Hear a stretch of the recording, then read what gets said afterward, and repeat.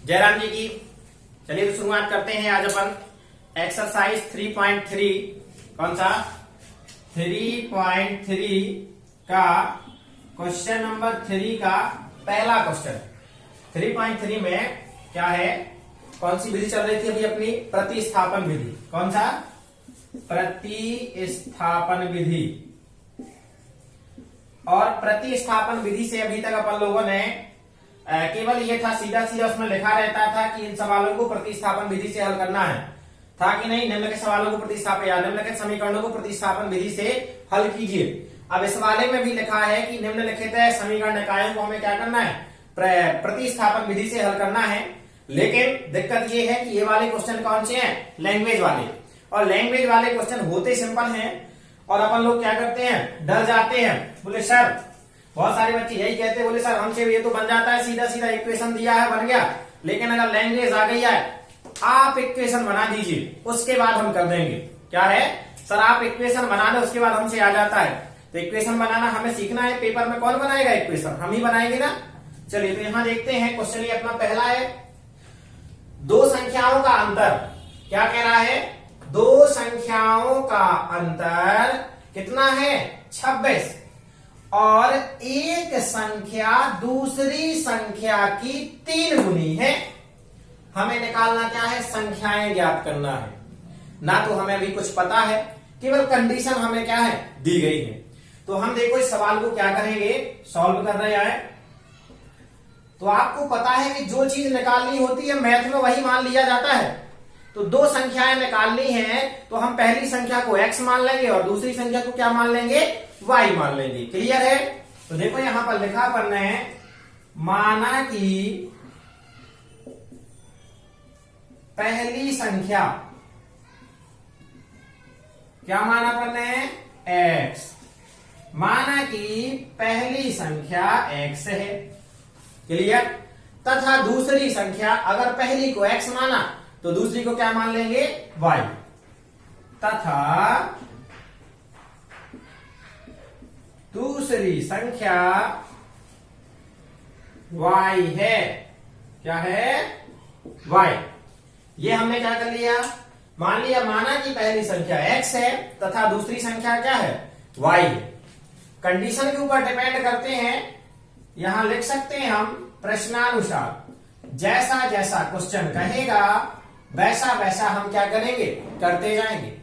प्रश्नानुसार शुरुआत में देखो, हमें शुरुआत से कह रहा है दो संख्याओं का अंतर 26 है। चाहे तो हम यहां ये लिख सकते हैं, प्रथम शर्त से। काहे से, प्रथम शर्त से।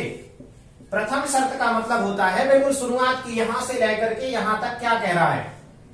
तो पहली कंडीशन ये दी गई कि दो संख्याओं का अंतर 26 है। कितना दिया गया है, 26। तो हमने क्या लिखा, दो संख्या, यहां लिख सकते हैं, दो संख्याओं का अंतर बराबर कितना है भैया, 26। पहली संख्या हमने क्या मान ली, x। दूसरी संख्या क्या मानी, y। अंतर बोले तो माइनस, बराबर कितना है, 26। ये हो गया ना, x माइनस वाई बराबर 26। और इसे बना दिया हमने समीकरण नंबर 1। क्लियर हुआ कि नहीं। पहली संख्या दूसरी संख्या माइनस लगा तो अंतर, और बराबर कितना है, 26। अब आगे बढ़ते हैं, और एक संख्या दूसरी संख्या की 3 गुनी है। तो यहां लिख देंगे द्वितीय शर्त से। अभी थे अपन पहली शर्त पे, अब आ जाएंगे द्वितीय शर्त पे। तो ये हो गया, प्रश्नानुसार पुनः चलेंगे और ये हो जाएगा द्वितीय शर्त से। ठीक है, इंग्लिश वाले लिख लेंगे सेकेंड कंडीशन। क्लियर। तो द्वितीय शर्त हमारी क्या कह रही है, एक संख्या दूसरी संख्या की 3 गुनी है। तो हमने लिख दिया पहली संख्या, क्या लिख दिया, पहली संख्या बराबर दूसरी संख्या, ये लिख दिया। और कितने गुनी है? 3 गुनी। तो 3 का हमने क्या कर दिया भैया? गुणा कर दिया। अब पहली संख्या क्या थी? x बराबर 3 गुणे दूसरी संख्या क्या थी? y। तो x बराबर 3 गुणे y। तो इसे हम सीधा सीधा यूं लिख दें ये, और इसे बना दिया हमने कौन सा? समीकरण नंबर 2। क्लियर हो गया? अब इसमें हमें कुछ प्रतिस्थापित करने की आवश्यकता ही नहीं है, पहले से ही हमें प्रॉपर तरीके से प्रतिस्थापित करके दिया गया है। x बराबर कितना दिया है? 3y। तो हम क्या करें? समीकरण 2 से काहे का मान है? x का मान हम कहां रख दें? समीकरण 1 में। रख सकते कि नहीं रख सकते? तो देखो पन्ने, समीकरण 2 से, काहे से भैया? 2 से किसका मान? x का। समीकरण 2 से x का मान समीकरण 1 में रखने पर, ये लिख दिया। समीकरण 2 से x का मान समीकरण 1 में रखने पर, तो समीकरण 2 से x का मान उठाएंगे और समीकरण 1 में इस x की जगह हम क्या करेंगे? रख देंगे। तो देखते हैं, पहले नंबर हम समीकरण लिख लें, x माइनस वाई बराबर 26। तो इस x की जगह हम क्या रखेंगे? 3y। ये रख दिया 3y माइनस का y और बराबर का 26। देखो, ये 3y के पहले कोई चिन्ह नहीं लगा है, और कोई चिन्ह ना लगा होने का मतलब है इसमें प्लस का चिन्ह कहलाया। तो ये हो गया 3y हमारा प्लस का, और इस y के पहले लगा है माइनस। लगा कि नहीं लगा? तो जब एक संख्या प्लस की होती है और दूसरी संख्या माइनस की होती है, तो हमें पता है कि ये घट जाते कि नहीं घट जाते। और घटते कौन है? बड़े में से छोटा घटाएंगे। तो बड़ा यहाँ पे 3 दिख रहा है, तो 3y में से 1y हम घटा देंगे। तो कितना बचेगा? 3 में से 2 गए बच्चों, कितना बचा? देखो, ऐसे नहीं पढ़ो यार, मैंने हमारे शब्दों पे गौर करो। हमने ये नहीं कहा था कि 3 में से 1 गया, हमने कहा था 3 में से 2 गया। तुम्हें तो रटा है सीधा सीधा, तो बोल दिया क्या 3 में से 2 गया 2? ऐसे नहीं, मैंने जानबूझ के क्या कर दिया था? बोल दिया था कि घटाना आता है कि नहीं आता। तो देख लो यहाँ, ये 3y में से 1y जाएगा, तो कितने y बचेंगे? 2y। ये अपन ने लिख दिया 2y बराबर का 26। अब ये जो 2 है ये y के गुणा में है। काहे में है? गुणा में। तो गुणा में है तो बराबर के उस साइड जाएगा, तो काय में हो जाएगा? भाग में। तो ये 2 जाएगा तो भाग में हो जाएगा, तो ये हो गया 26 और बटे का 2। और 2 का पहाड़ा तो आ ही जाता है कि नहीं आ जाता है? तो 2 एकम 2 और 2 तिहाई 6, तो y कितना आ गया? 13, क्योंकि 13 दूनी कितना होता है? 26। तो ये y बराबर आ गया हमारा 13। इतना अगर हम लगाएंगे तो हमें मिलेंगे नंबर 2। कितने मिलेंगे? 2। और चाहिए कितने हैं? 4, क्योंकि आता कितने का है? ये 4 नंबर का आता है। तो काहे को भैया अपने 4 के 4 चाहिए कि नहीं चाहिए? अब 4 ये चाहिए, कटने नहीं देना।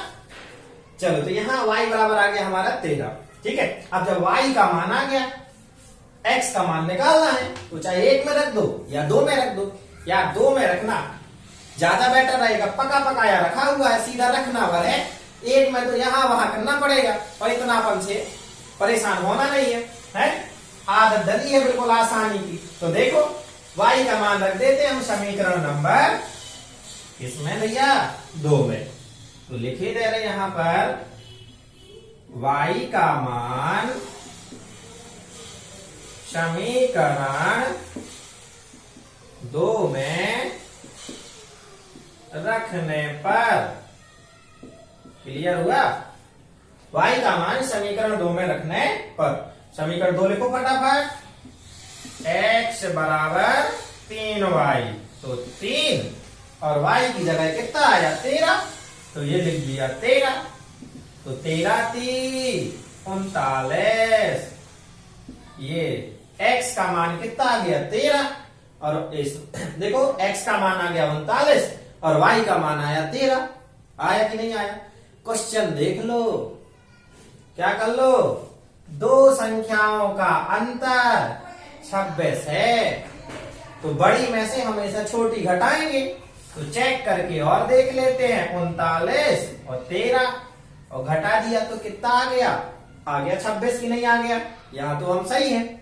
फिर आगे कह रहा था पहली संख्या दूसरी संख्या की 3 गुनी है, 13 का पहाड़ा पढ़ दो 3 बार, तो 13 × 3 = 39। आया कि नहीं आया? यानी हम सही हैं, अपन गलत नहीं है कहीं। इतना हो जाने के बाद क्या माना था? माना कि पहली संख्या x है, तो लिख देंगे अतः पहली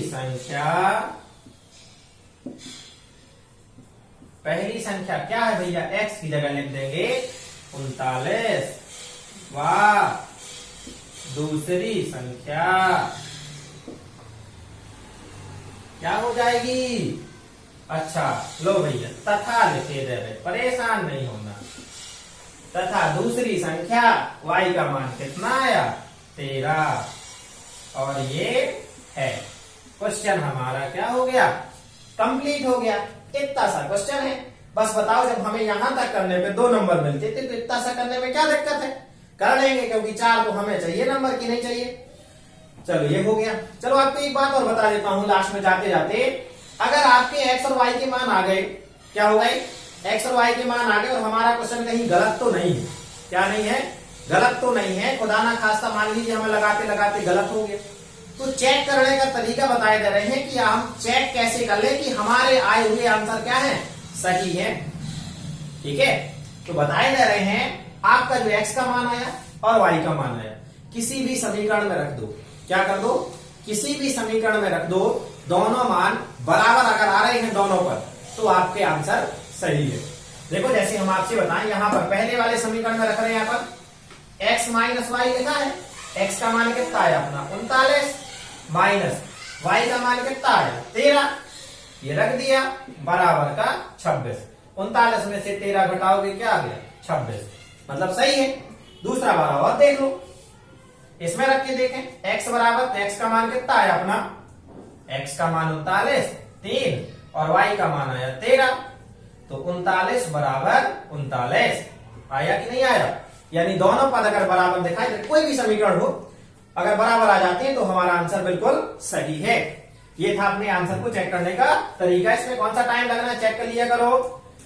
चलिए तो ठीक है, पढ़ते रहें, मुस्कुराते रहें, आएंगे दूसरा सवाल लेकर के। क्लियर? जय राम जी की।